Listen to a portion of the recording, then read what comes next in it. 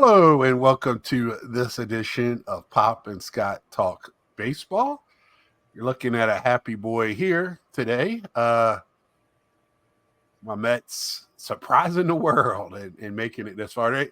People were saying that they're playing their best ball right now, and I guess this is the right time, just like Texas did last year and the Diamondbacks. Well, it was one of the few predictions I made that came true, that they were going to make the playoffs. Yeah, and I was like, if they make it, they deserve it. And they started those last 2 or 3 weeks. They started playing, putting the ball in play, doing things. They didn't hit great in the last few games, but they did enough. Who did?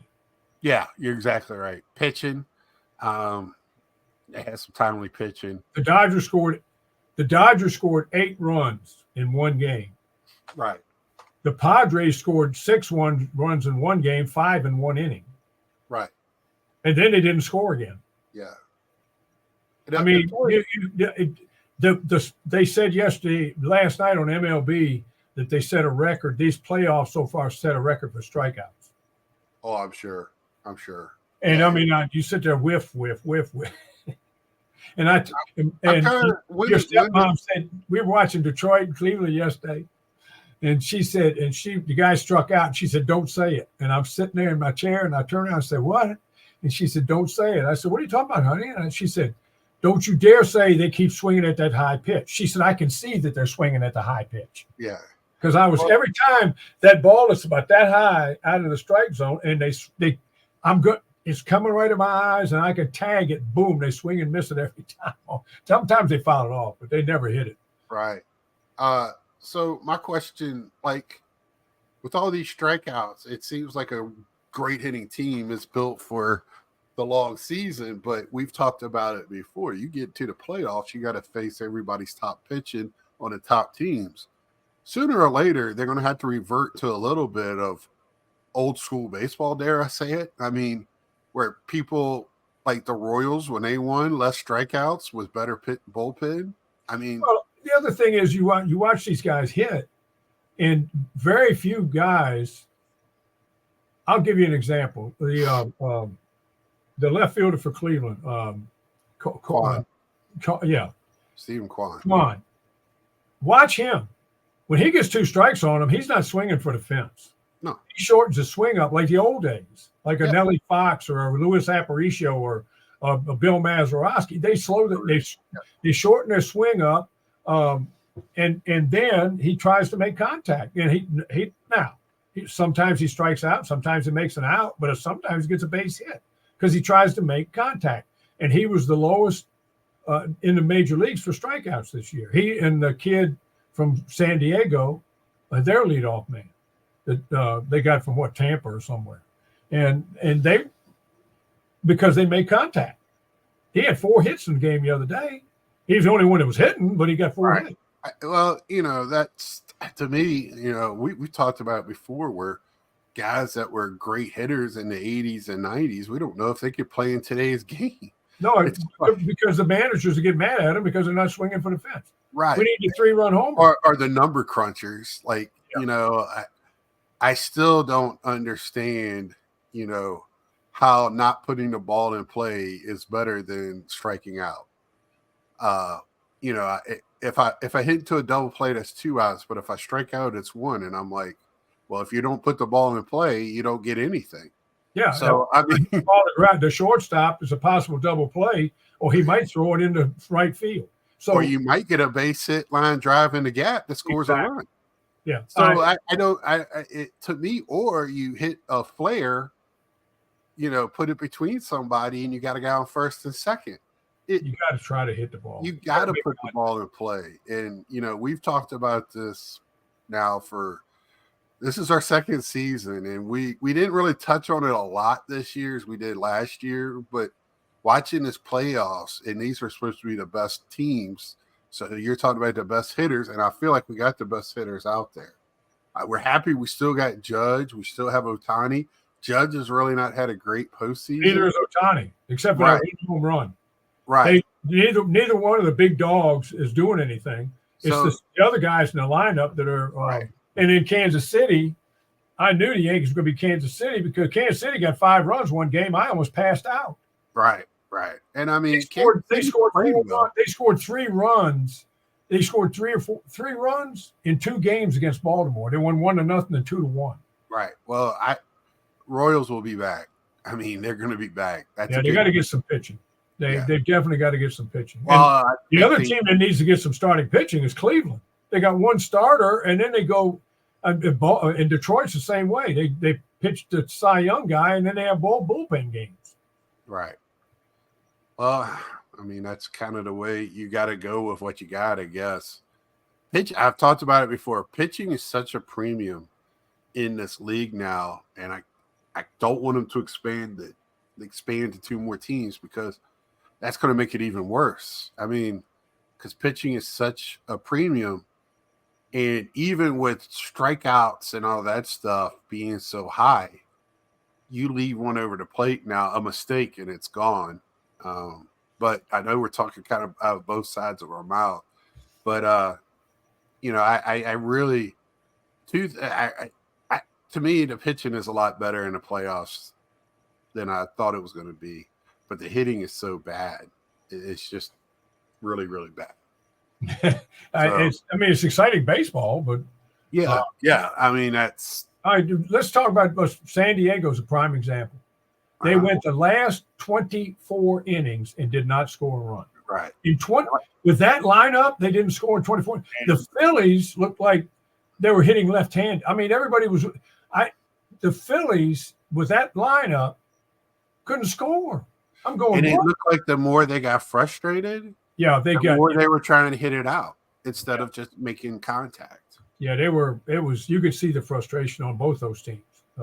And I know after the Padres, after that last game, they got into pushing matches and finger pointing and yelling at each other because you got a lot of big personalities on that team. Yeah, you do, and some veterans. Well, a lot of guys will take the glory when there's glory, they want to take it, but when it's not glory, they don't want to take it. They want to give the bad stuff to somebody else. They don't want to hit. They're not responsible.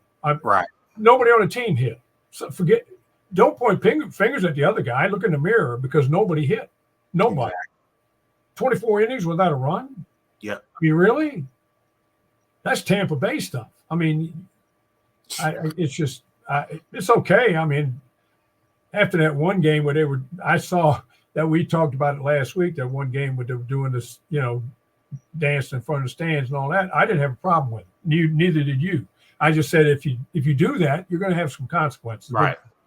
But then later on, MLB showed the next day where Profar was out there doing hip thrusts at the crowd and everything between innings. When he was coming out there, they'd holler at him and he'd do a hip thrust and everything, and they wondered why he threw a ball at him.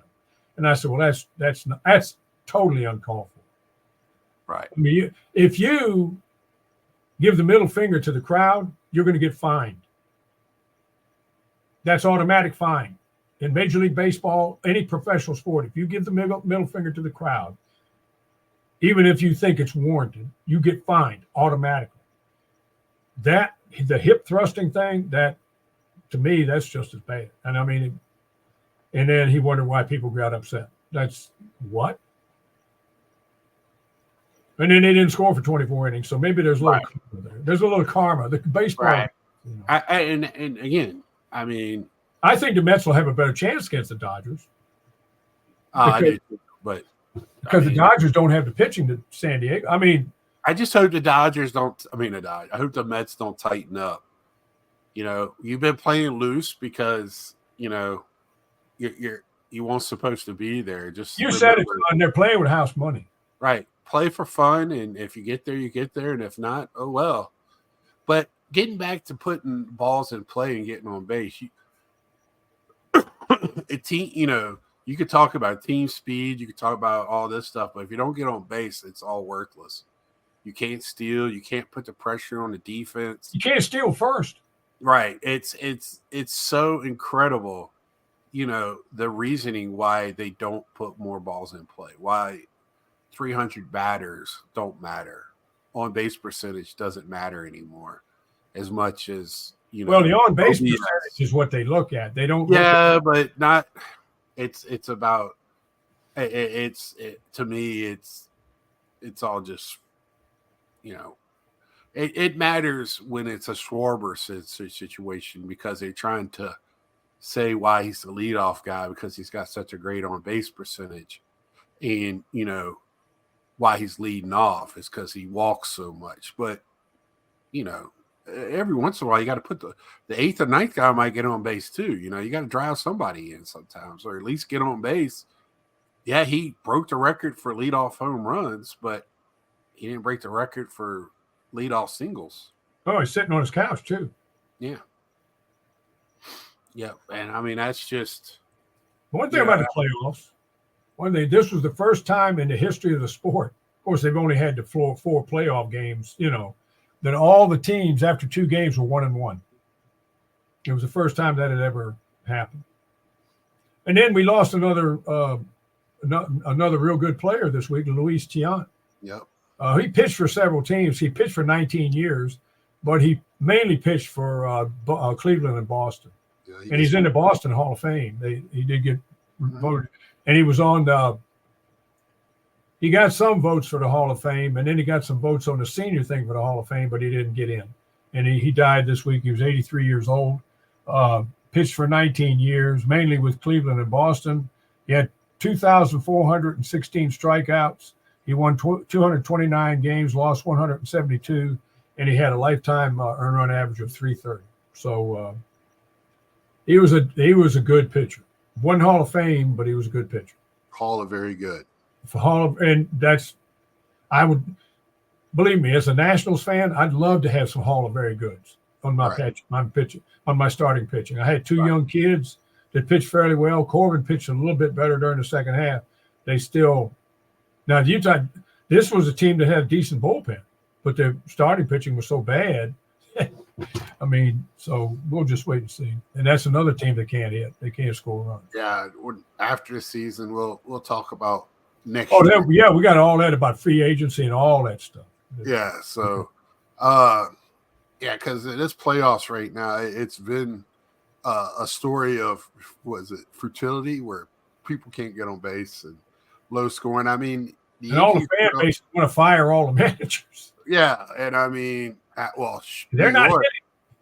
Well, you turned on a game for New York Yankees, and you would think Judge is the worst player that's ever walked on earth because he's not having a great postseason. But the rest of the team's doing well. That's the Yankees don't need Judge this year like they did last year. No, he had to carry. Stanton is really having a good. Right. Other players are doing well. Exactly. Verdugo. Right. Verdugo, the guy that everybody wanted to keep off, didn't understand why he's having a real good series. He had a real good series. So, I mean, and they had good pitching. Yes. Cole got popped around a little bit the first game. It's real well. Yeah. So, that's going to be a good series, I think. That Yankees Cleveland, I believe. It's just going to be. Yeah, old timey baseball. There. I think the Yankees are going to win in 6 games. I don't think Cleveland. Two old teams, 2 old traditions. Yeah. They should let them be called the Indians just for this series. Right. But the other thing, Bally Sports has filed for bankruptcy. Yeah. And they filed for bankruptcy. MLB was already showing the San Diego Diamondback and Colorado games. And then with the bankruptcy from Bally Sports, MLB is going to take over the broadcasting of the Milwaukee, Cleveland, and Minnesota games next year. And it's going to cost an extra $19.99 a month if you want to watch the games.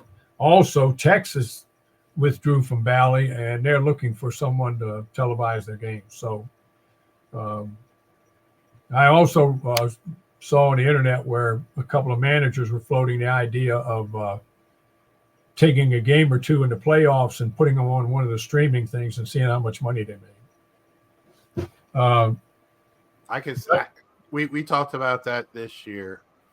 It's coming. It's just a matter of time. I think the first game that's going to ever probably be streamed as a pay to watch is going to be the Super Bowl. That's my belief.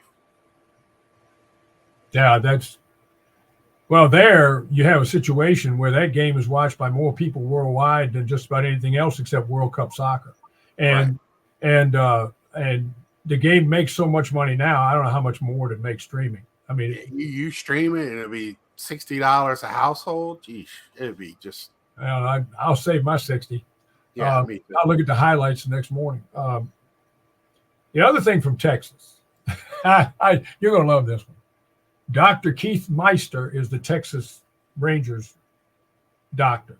He's also one of the orthopedic doctors for the Cowboys. Well, he has proposed saving the pitcher's arms and even shortening the game more. That after a batter gets 2 strikes, if he fouls off 2 more pitchers, is out. Oh my gosh! Now wait, I don't know how old this guy is. He might be close to my age because I'm 78. I'll be 79 in January. 1952, I started school in 1st grade. We played kickball at recess sometimes in 1st, 2nd, all the way through 7th grade. Now, to shorten the time a person was at the plate kicking the ball, making sure that the one kid didn't kick 50 foul balls and waste the whole half hour of recess, if you kick 2 foul balls, if you kick 3 foul balls, you were out. Well, that's what softball is. And so I guess he saw that. He probably played kickball and he probably saw the softball. I played in a 3-2 softball league where you come to the bat and it's 3-2. I never played in the 3-2 softball league, but I heard about it. You hit 2 foul balls, you're out. All right. Now, the Minnesota Twins are looking to sell. They're exploring that avenue to sell the team. I'm not sure how much they're going to get for it, but they're looking to sell the team. Lindor, we were talking about the playoffs. He was the only player ever to have every one of his RBIs decide a playoff game because it was the Grand Slam. Right. And we're talking about Philadelphia. Now, their bullpen, during the year, the bullpen was one of the best in baseball. They had a 394 earned run average. During the playoffs, it was 1137. They had, in their 3 losses, they scored 2 runs or less, their offense. So you can't blame it all on the pitching, and you can't blame it all and you certainly can't blame the starters. Right. But as I've been saying week after week after week after week after week, the most important part of a team is the bullpen. The bullpen can kill you or it can save you, one or the other. So, I mean, there it is. There's the proof. Now, Philadelphia didn't hit, but the bullpen let them down too.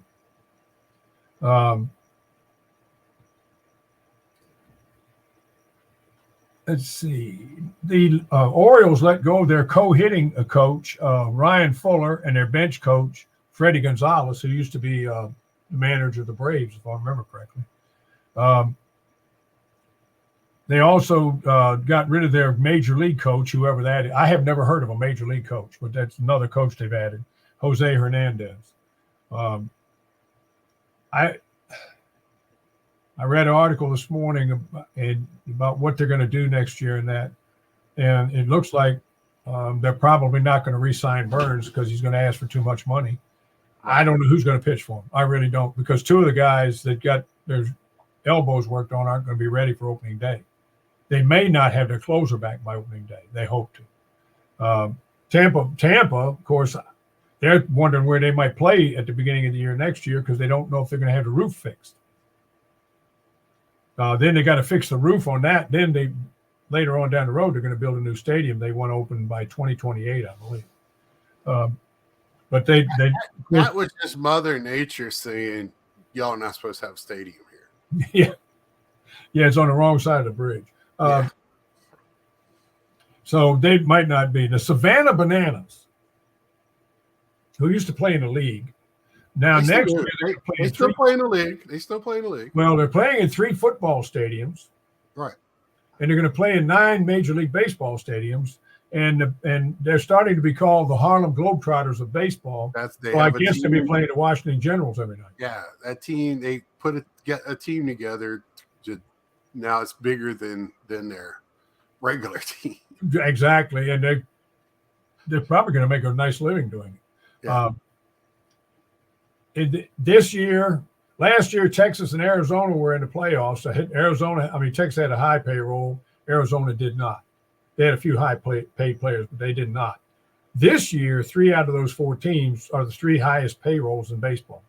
The Mets are first, and the Yankees are second, and the Dodgers are third. Well, the Mets' payroll will be significantly dropped after this year. Oh, yeah, because they won't be paying Scherzer and Verlander. Yeah. But those are the 3 highest. So this year, yeah, you might be able to buy one. So anyway, I told you before about the Padres not scoring in the final 24 innings in the playoffs. And in Cleveland, Lane Thomas had 8 RBIs against Detroit. And after the game yesterday, the Cleveland manager said, we didn't realize what we had when we traded for him. So, but I mean, he was good with Washington. He was their right fielder. Right. His speed, he hit pretty well. Just had age on him when he came up. Yeah. Well, now the other thing today too, and this is serious. The San Diego. Remember a few weeks ago I said that Kim, the shortstop, was going to have shoulder surgery, and it was really serious. Well, tomorrow he's going to have the surgery on his shoulder, and hopefully, they're hoping that they can repair there's a part of the joint and all this other stuff, so he can play again. He may never play again, but they're hoping that they can fix it so he can play again. And one of the Dodger starters is already out for next year, Gavin Stone. He's going to have major surgery on his shoulder. So he's already out for next year. They haven't even gotten through this year, and they've already lost another pitcher. They also, I read an article last week on the Dodgers and being criticized for all the pitchers they've been getting hurt for the last 10 years. They had 3 pitchers in Double-A in the Texas League or something that had to have Tommy John this year. And each one of them was throwing 100 miles an hour. And they're putting too much stress on them. That's all it is.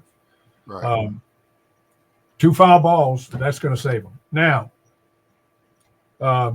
as I said before, the first 2 games of the playoffs, the Mets are going to start Senga and Minaya. And that is the other thing that the Mets, their starting pitching it was awesome in that playoff situation. It really was. And I'm going to tell you who else pitched well in the playoffs. That was Yu Darvish. Yeah. Darvish pitched great, and then he left the game. He gave up 1 home run, then he leaves the game, and then the bottom fell out. Here again, the San Diego bullpen, which was touted and was doing well, they came in and got shellacked. So, it's my prediction. I think the Yankees are going to win in 6, and I think the Mets are going to win in 7. And it's going to be a Subway Series again. I hope so. Well, I just hope half of that's right. I don't care about the other half. Well, personally, I'd like to see the Mets in Cleveland because, and even if the Dodgers made it, that means Shohei would be in the World Series. But right. I always like the underdogs. I'm rooting for the Mets. I don't see how they can be an underdog, but I'm rooting for Cleveland because, in most sports, I have 2 favorite teams. My favorite team and then the team that's playing the team that I absolutely despise. Right. And in baseball, it's the Yankees. I just don't like them. I love their players, but I don't like the team.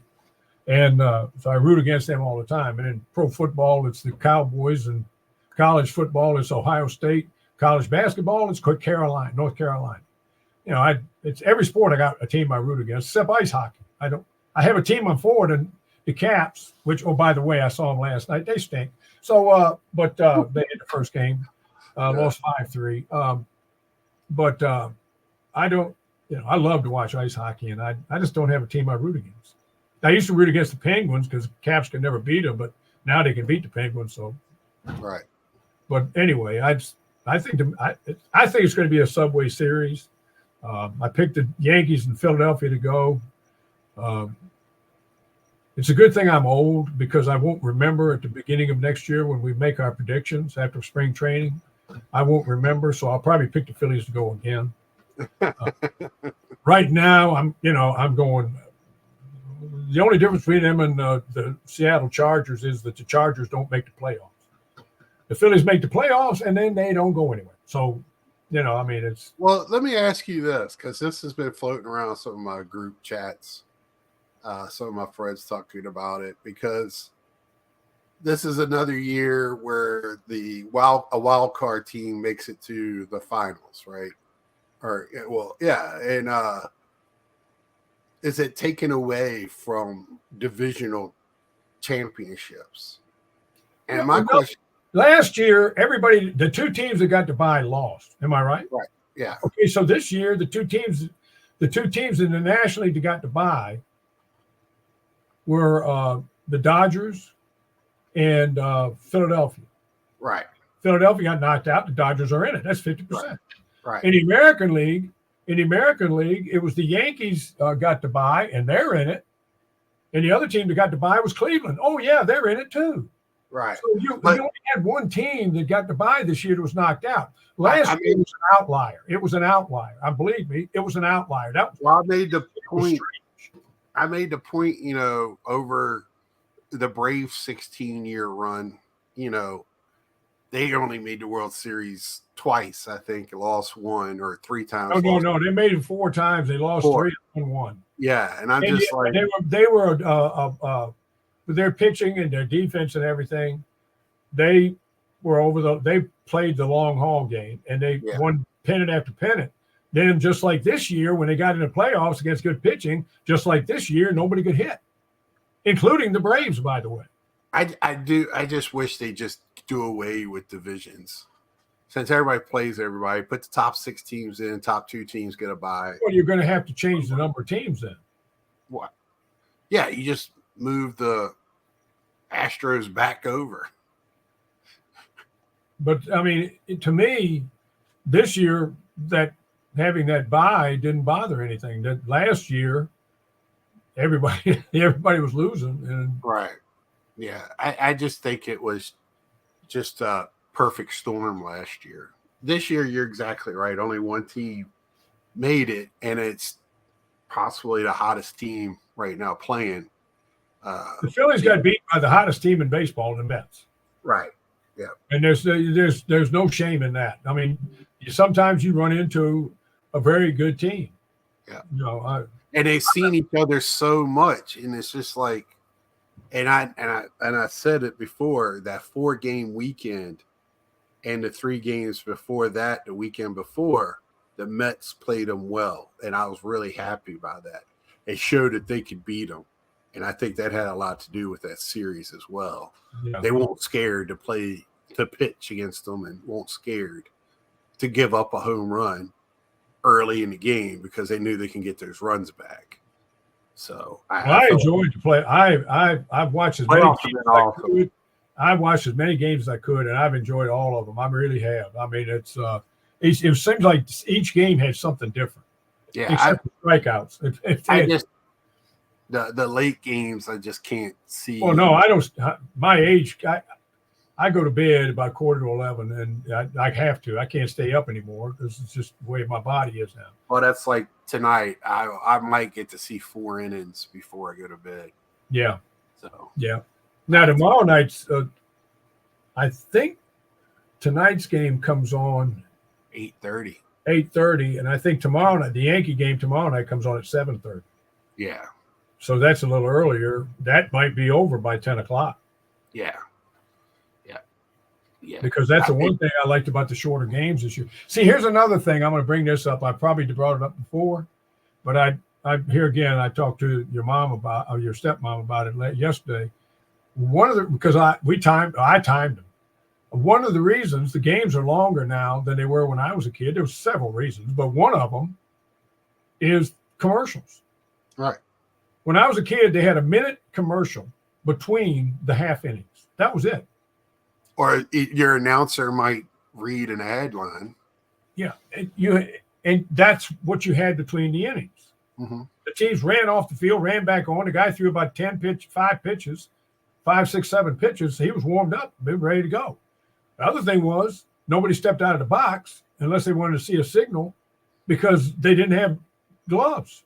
Everybody was barehanded. So they didn't do that. That's another shorter game. A lot of pitchers pitch complete games. You didn't have bullpen games where the guy's coming out there 12 times a game, change pitchers. So all that made the game shorter back then. They didn't have to make the bases bigger and put up a pitch clock and all that because that's just the way the game was. And so all of that adds time to the games, the commercials especially. So that really adds time to the games. And so if you think about all that. The other night flew by. That last Yankees game, that game was sailing. Oh, yeah. By the time the first game was over, they were halfway through it. I was like, good grief.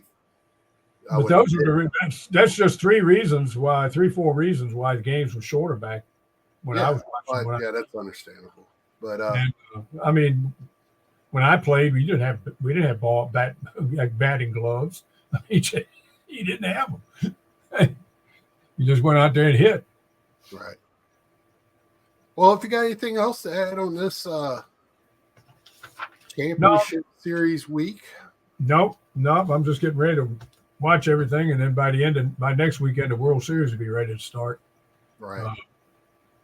And Yogi, I do have a Yogiism this week. He was asked about playing the game and what he learned from playing the game.